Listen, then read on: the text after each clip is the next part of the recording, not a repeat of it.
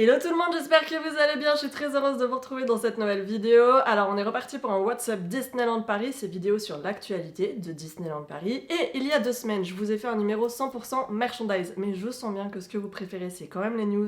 Toute l'actualité de Disneyland Paris côté spectacle, nouveau land et divertissement, on y va tout de suite, c'est parti.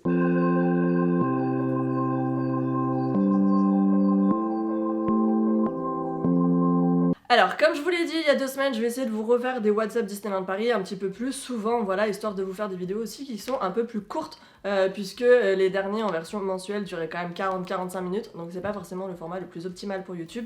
Donc, je vais essayer d'aller assez vite dans cette vidéo, et évidemment, la première chose que je vais évoquer avec vous sur l'actualité de Disneyland Paris, c'est la date d'ouverture d'Avengers Campus sur le parc Walt Disney Studios qui est enfin sorti en fin de semaine dernière. Ça sera donc le 20 juillet prochain. Voilà, il n'y a pas, contrairement à ce que la rumeur disait pour l'instant, d'accès à réserver pour entrer dans le land. Et on en sait également un petit peu plus du coup sur le contenu de ce land, donc d'Avengers Campus au Walt Disney Studios. Outre les petits visuels qui ont quand même été publiés par Disneyland Paris un petit peu toutes les semaines quand même depuis quelques temps, on connaît maintenant le nom, les nomenclatures de tout ce qu'il va y avoir du coup sur Avengers Campus. Donc évidemment, les attractions, on commence par ça parce que je sais que c'est ce qui vous intéresse le plus. Il y a bien sûr du coup Web Slinger Spider-Man Adventure, donc qui est l'attraction Spider-Man qui a été construite sur les cendres un petit peu d'Armageddon, les effets spéciaux. C'est un petit peu l'attraction dont on a finalement le plus suivi l'avancée en termes de travaux il y a pratiquement 2 ans maintenant.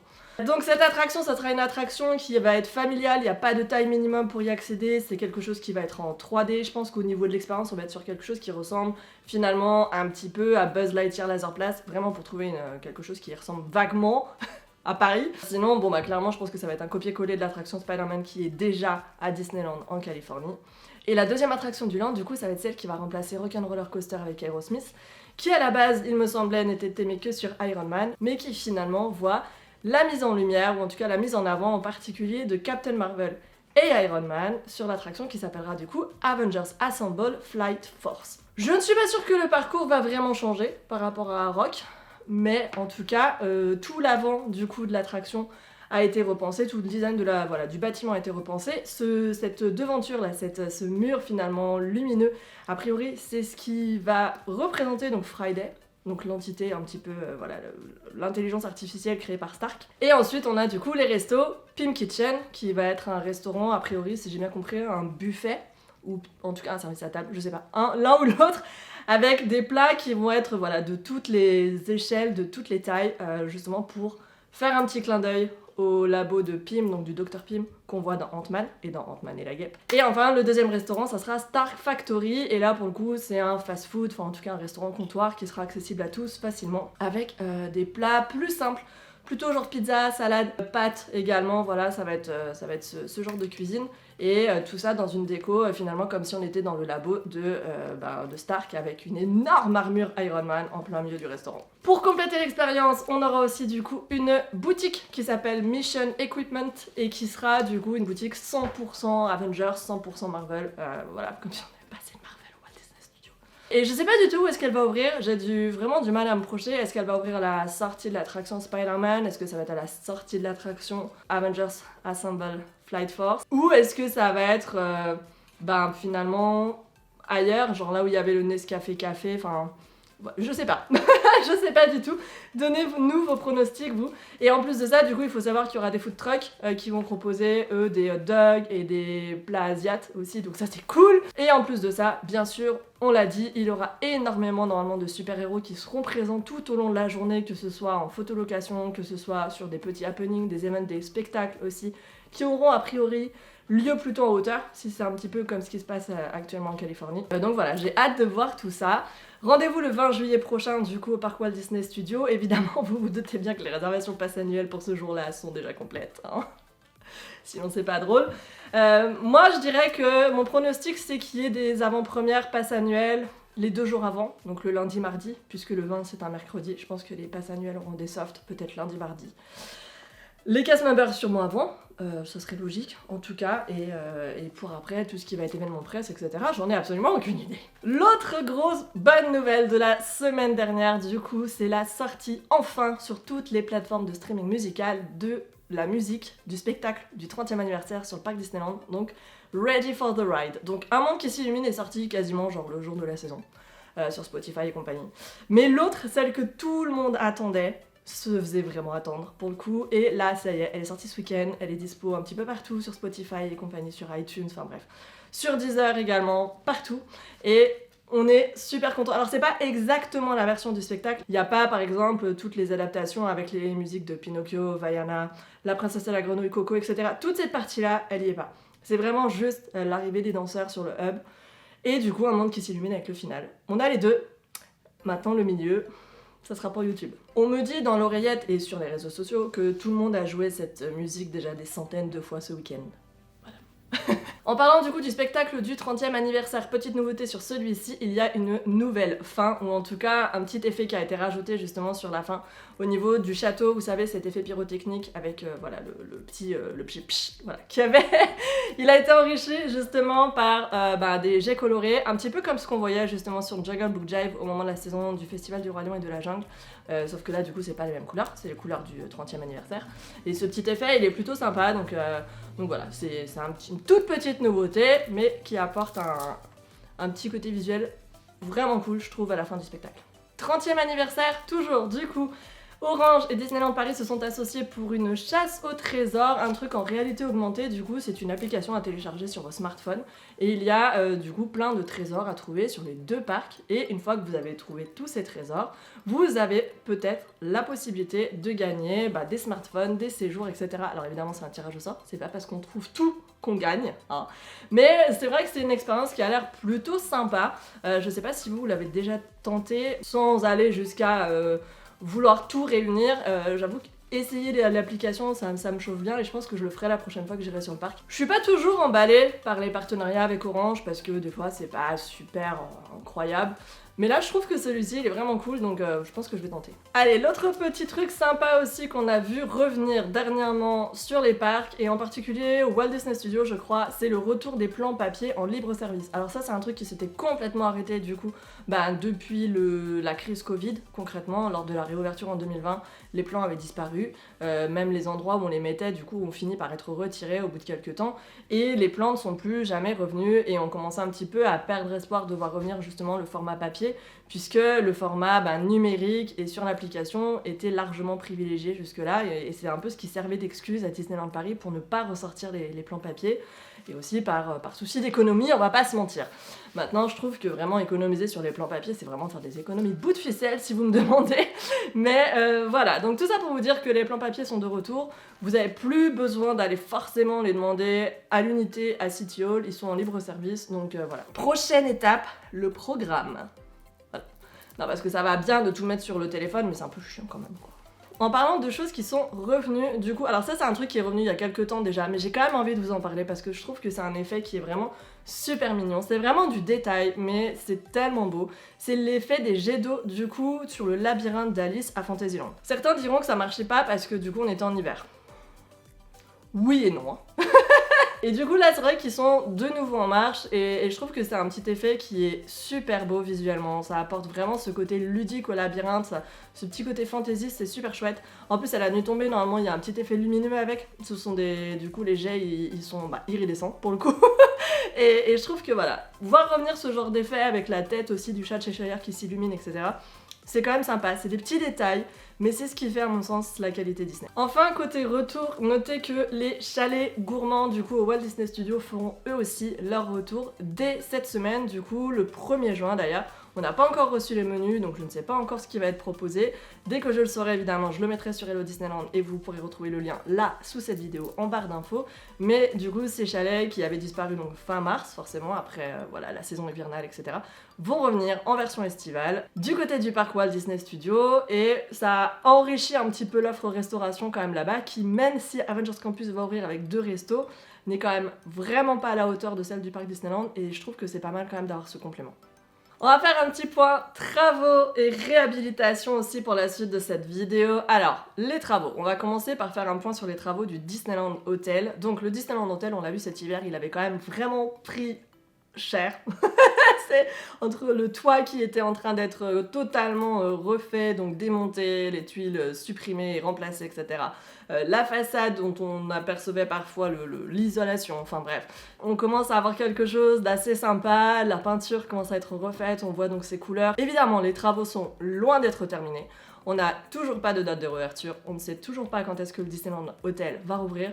Et on sait aussi que le Disneyland Hotel a pour prétention d'accéder au titre de palace, donc clairement en termes de prestat, de prix, de service, on va être sur quelque chose qui va être au-dessus de ce qui était fait jusque-là. Donc il faut vraiment s'attendre à une augmentation assez conséquente, je pense, pour celui-ci. On sait que ça avance doucement, clairement l'extérieur commence à avoir bonne mine, mais on n'en saura pas plus. Mais à mon avis, on en a bien pour 1 an et demi, peut-être 2 ans encore, quoi. Au moins 1 an et demi, c'est sûr. Du côté des réhabilitations, du coup, il y a encore pas mal de choses. Enfin, il va y avoir quelques petits travaux là, juste avant l'été. Donc, Hyperspace Mountain a fermé ses portes là ce lundi jusqu'au 10 juin prochain. Voilà, rien de particulier à signaler, c'est vraiment de la rénovation classique. Pareil pour RC Racer qui va fermer du 13 au 17 juin ce mois-ci. Donc ça c'est des petites réhabilitations en fait, c'est vraiment juste l'entretien des attractions. En revanche du côté des réhabilitations un peu lourdes, la réouverture du Nautilus a encore été repoussée. On n'a pas de date cette fois-ci, c'était prévu normalement pour fin mai. Bon, ça n'a pas rouvert. Et on n'a pas du tout de date pour la réouverture de Nautilus. Alors je vous avoue que moi je suis un peu inquiète parce que j'espère vraiment que ça va pas être transformé en photolocation. Pareil pour It's a Small World, pas de date du coup de réouverture toujours pour cette lourde réhabilitation. Bien évidemment il y a des rumeurs, mais rien d'officiel pour l'instant quant au contenu de cette réhabilitation quand même assez conséquente et qui va durer encore, je pense, de nombreux mois. Et enfin, dernière réhabilitation en cours, la cabane des Robinson qui elle aussi est fermée actuellement avec pour l'instant pas de date de réouverture prévue. Bon, ça devrait pas normalement être très long, j'espère que ça sera ouvert cet été. Maintenant, encore une fois, aucune date n'a été communiquée par Disneyland Paris. Donc c'est assez étrange parce que sur les petites réhabilitations en général, typiquement pour Hyperspace Mountain, ils nous donnent une date de réouverture. Donc là, je sais pas du tout aussi ce qui nous attend de ce côté-là. Côté travaux aussi, vous noterez qu'il y a des travaux en cours depuis un petit moment maintenant sur les tapis roulants qui sont du côté du parking visiteur, voilà, donc des tapis roulants qui ne fonctionnent plus depuis l'été dernier, après avoir pris l'eau de manière assez lourde, puisqu'on se souvient tous des inondations de ce coin-là. Voilà, donc ils n'auront pas refonctionné longtemps les pauvres. Et donc là, ils sont entièrement démontés, même la structure, le toit, la protection, etc. est actuellement démontée pour être... Je sais pas du tout ce que ça va devenir. Il y a Neko qui se tape l'incruste sur la vidéo. Mais bon, voilà, tout ça pour ce qui est des travaux, en tout cas de ce côté-là, c'est tout ce que j'ai à vous dire. L'autre petit truc aussi que j'ai envie de vous signaler, parce que c'est quand même une attraction qu'on squatte pas mal nous chez Hello Disneyland, c'est le changement récemment des sièges des Doom Buggy, du coup, donc les véhicules de Phantom Manor. A priori, ils ont été changés, ils sont beaucoup plus confortables, ils sont beaucoup plus rembourrés, donc c'est étrange, c'est marrant, je comprends pas trop ce changement d'où il sort, etc. Visiblement, il y a dû y avoir des plaintes ou un besoin à ce niveau-là, mais en tout cas, ce petit changement est tout récent, donc voilà. Si vous aussi vous squattez pas mal Phantom Manor, normalement ça devrait vous plaire. Et enfin, dernière petite news qui date pour le coup de ce matin au moment où je tourne cette vidéo, c'est la réouverture entre guillemets de l'espace qui était, vous savez, sur le côté de la boutique de Constellation, avec la vitrine la plus vieille du parc Disneyland. Et en cherchant des infos justement pour une autre vidéo sur Twitter, j'ai appris en fait que cette vitrine n'était pas du tout là depuis l'ouverture de 1992, puisqu'à la base, et en s'appuyant du coup sur Google Maps on se rend compte de ça, à la base en fait cet endroit c'était pas du tout le thème de la vidéo, les secrets de Disneyland Paris, mais bon c'est pas grave, je vous en mets un là-dedans. C'était l'une des portes d'accès à la boutique de Constellation. Alors c'est super bizarre parce qu'au final ça donne quand même juste sur un rocher. Donc c'est pas le truc le plus ergonomique du monde, je pense. Mais du coup, à la base, cette vitrine n'était pas là. Donc la plus vieille vitrine du resort n'est finalement pas si originale que ça. Petit secret, la vitrine de 92 ne date pas de 92. Je peux pas vous en dire plus pour l'instant. Et dernière info aussi au niveau de l'actualité, et après on partira sur le merch, c'est l'augmentation des tarifs du barbier de Main Street USA. Les horaires restent les mêmes, c'est ouvert du mardi au samedi de 10h30 à midi et demi et de 14h à 17h15, voilà, mais ils ont subi une augmentation plutôt conséquente. Le barbier qui est juste à côté d'Emporium, barbier et coiffeur du coup pour hommes. On l'attendait pas celle-là, ouais. Et du coup, avant de vous parler un tout petit peu de merchandise, je vais vous parler des saisons de Noël et d'Halloween. Alors, les dates sont tombées il y a quelques temps déjà, mais comme je suis sur une remise à zéro au niveau des WhatsApp, j'ai quand même envie qu'on pose ça ici, comme ça sera fait, et les prochaines fois on pourra parler du programme si on a des nouvelles de ce côté-là pour ces 2 saisons. Alors la première saison dont on va parler, c'est la saison d'Halloween. Le festival Halloween va commencer le 1er octobre prochain et ira jusqu'au 6 novembre. On ne sait pas encore de quoi sera faite cette saison. Est-ce que ça va être un copier-coller de la saison précédente ou des saisons précédentes en tout cas, puisqu'on avait vu l'année dernière que la saison actuelle d'Halloween avec ses décos, ses fantômes, ses citrouilles, etc. c'était quasiment la même depuis 10 ans. Ou est-ce qu'il va y avoir du changement, sachant qu'au milieu on a quand même le thème du 30e anniversaire et qu'en général les cohabitations des saisons Halloween et Noël avec les festivités de Disneyland Paris c'est un peu chaud. On sait pas du tout ce que ça va donner, j'ai quand même envie de vous en parler parce que il faut noter du coup que le spectacle Rêvons et le monde s'illumine ne sera pas joué pendant les périodes du coup d'Halloween et de Noël. Le spectacle sera en pause.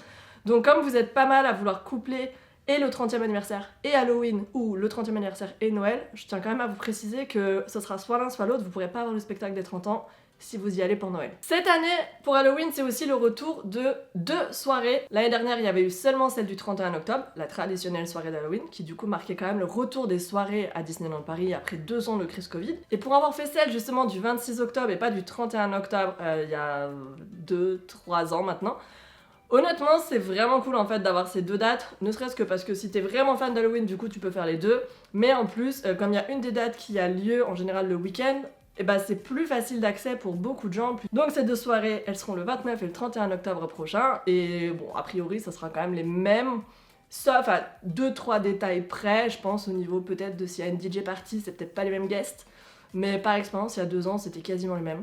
Donc voilà. La saison de Noël, quant à elle, du coup, commencera le 12 novembre. Donc du coup, il y a vraiment qu'une semaine, finalement, entre la fin de la saison d'Halloween et le début de la saison de Noël. Du 12 novembre, du coup, jusqu'au 8 janvier. Et cette saison, donc elle sera marquée par le retour de Mickey et sa parade étincelante de Noël. Voilà, qui avait fait sa grande sortie l'année dernière. Donc évidemment, on est tous super contents de revoir cette parade. Maintenant, quelles seront les autres nouveautés de cette saison de Noël? Encore une fois, à ce jour, je n'en sais rien. Personne n'en sait rien. On verra et je vous tiendrai au courant évidemment dès qu'on aura de nouvelles annonces à ce moment-là. Autre petite info, pour la saison de Noël, on a également une soirée, la soirée du 31 décembre qui est prévue. Celle de l'année dernière avait été annulée en dernière minute à cause des crise sanitaire. Je pense que cette année on est tranquille. Et c'est tout côté actualité. On est à combien? Très bien, on est sur une vidéo qui fait à peu près 15 minutes. Donc je vais prendre 5 minutes pour vous parler de merch et on aura terminé pour le WhatsApp Disneyland Paris de cette semaine. Alors, la semaine dernière, lors de la nouvelle émission Pass Annuel Showtime, de nouveaux produits, du coup, ont été présentés justement par la gamme merchandising de Disneyland Paris. Et parmi les nouveautés qui ont été présentées, il y a une nouvelle gamme 30e anniversaire. Cette gamme, c'est la gamme Sparkling. Et donc, elle sera composée d'un nouveau Spirit, qui cette fois-ci n'est pas blanc. Donc ça, c'est plutôt cool, parce que moi, j'avais quand même très peur du Spirit blanc. Un nouveau Loungefly et des nouvelles ears, du coup ce sont celles-ci. Elles sont vraiment super belles, voilà, ça exploite encore une fois le code coloré du 30e anniversaire. Je pense qu'on n'a pas fini avec ce code coloré rose, bleu, violet. Et du coup, à l'occasion de cette émission, ils ont également parlé des nouveautés qui allaient sortir à l'approche d'Avengers Campus.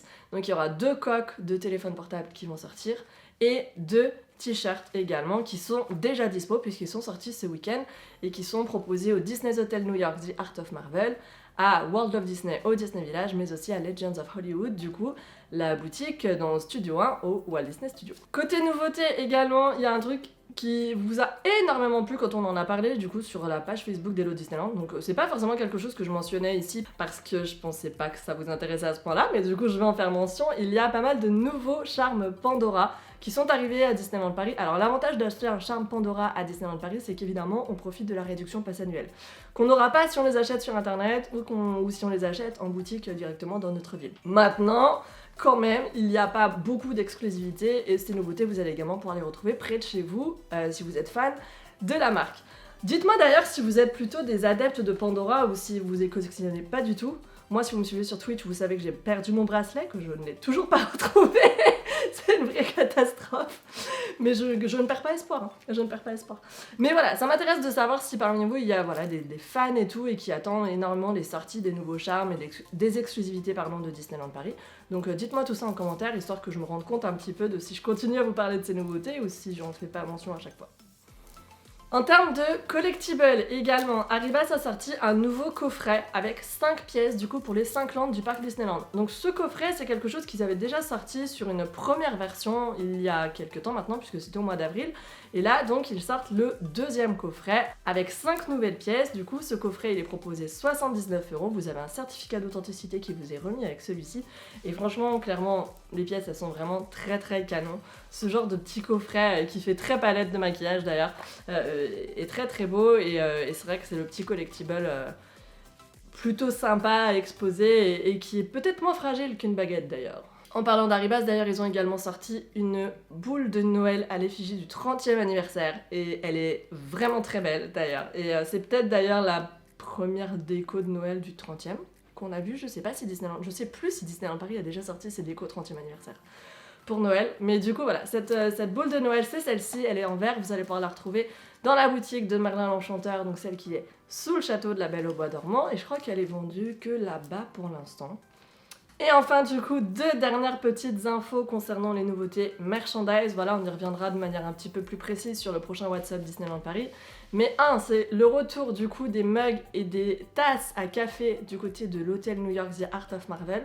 Donc le grand mug est vendu 17 € et la petite tasse du coup à café à espresso est vendue quant à elle 13 €. Je sais pas s'ils vont rester très longtemps parce que clairement la tasse à café elle avait très vite disparu.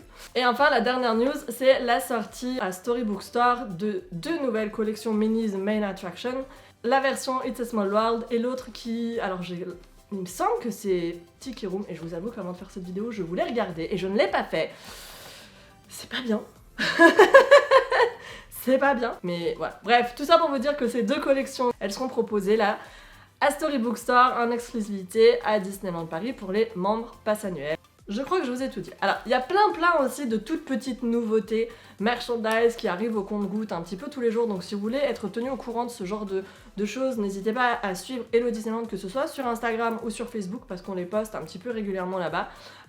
Maintenant, je vais essayer de vous faire des WhatsApp Disneyland Paris avec des news et du merch et de la food. Bon là j'avais pas de nouveauté food à vous montrer, je veux dire, sortie de ce qui est proposé ou de ce qui nous a été promis pour Avengers Campus, il ne me semble pas qu'il y ait eu de nouveautés en termes de food cette semaine. L'idée c'est en tout cas de vous faire un WhatsApp Disneyland Paris toutes les 2 semaines, donc j'espère que vous serez là. Encore une fois, si cette vidéo vous a plu, n'oubliez pas, pensez au petit pouce en l'air, c'est vraiment très important et ça me fait vraiment très plaisir. D'ailleurs, du coup, dites-moi pour Avengers Campus ce que vous avez le plus hâte de découvrir. Moi honnêtement c'est pas forcément les attractions, je vous avoue que je suis très hypée par le côté food. J'ai beaucoup trop hâte de découvrir Pim Kitchen, je pensais pas que c'était le truc qui allait me faire le plus envie. Mais en fait quand je vois les photos clairement je me dis ouais. Bon pas forcément le bretzel géant sur lequel tout le monde est en train de se hyper, hein. Mais voilà je sais pas tous ces mélanges d'échelles, de couleurs, etc. Voilà, ça tétille ma curiosité, donc j'ai trop envie de découvrir ça. Et après, évidemment, le land dans sa globalité, et les Avengers, et les Dora Milaje aussi, qui vont défiler plusieurs fois par jour. Voilà, je pense que d'ailleurs, cet aspect-là, ça va être un peu comme comment dire, les patrouilles de Stormtroopers, tu vois, qui sortaient régulièrement pendant les saisons de la Force. Je pense que là, ça va être un peu la même chose, mais en version Black Panther. Donc voilà, j'ai vraiment hâte de découvrir tout ça. Donc voilà, dites-moi d'ailleurs si vous êtes là le 20 juillet. Moi j'ai pris ma réservation donc j'y serai. J'espère que vous aussi. Et du coup, je vous retrouve très vite dans une autre vidéo. Je vous ai préparé d'ailleurs des trucs assez sympas en termes de décors disparus, attractions disparues, des choses comme ça. Ça arrive là. Ça arrive, je me suis remis dessus. Donc j'espère que vous serez là. Prenez soin de vous et à très bientôt. Bye bye!